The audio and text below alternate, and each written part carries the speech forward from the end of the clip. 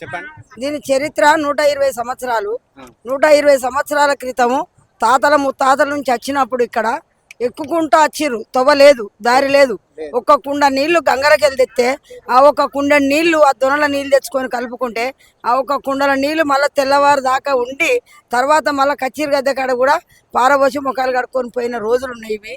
కాకపోతే ఏంటంటే అంచెలంచెల ఆ స్వామివారు ఆ గట్టు మల్లన్న గారు ఆ గట్టు మల్లన్న స్వామి అందరికి కోరికలు ఇస్తాడు.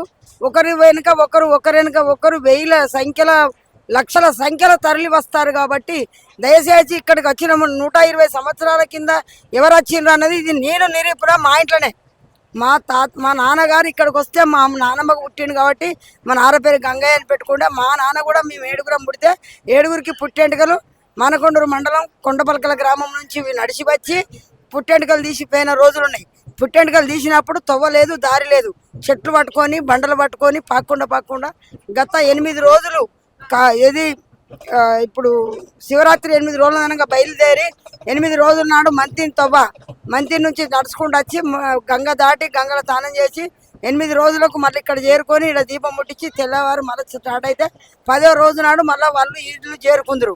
అయితే అప్పటి నుండి కూడా 120 సంవత్సరాల కింద కూడా నడిచింది.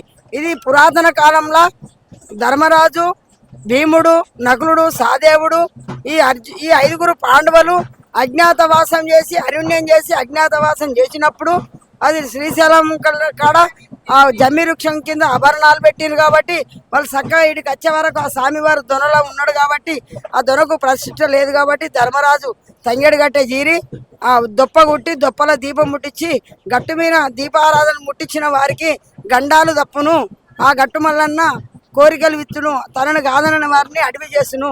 కానీ అక్కడ సత్యం ఏంటంటే గట్టు మీనికి పురాతన కాలంలో 120 సంవత్సరాల కింద గట్టు మీనికి చెప్పులు రాలే.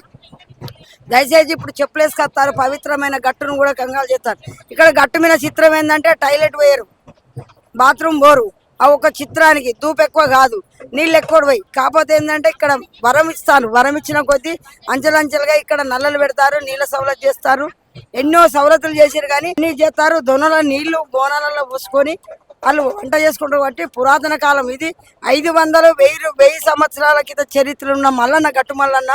అది కచ్చీరు గద్దె ఎందుకు వచ్చింది? కచ్చీరు గద్దె కాడ కూర్చుండి దేవుడు ఆడ తహసీలు చెప్పిండట. అంటే దేవుడు చెప్పిండు కాబట్టి ఆడ తహసీలు కట్టాలి.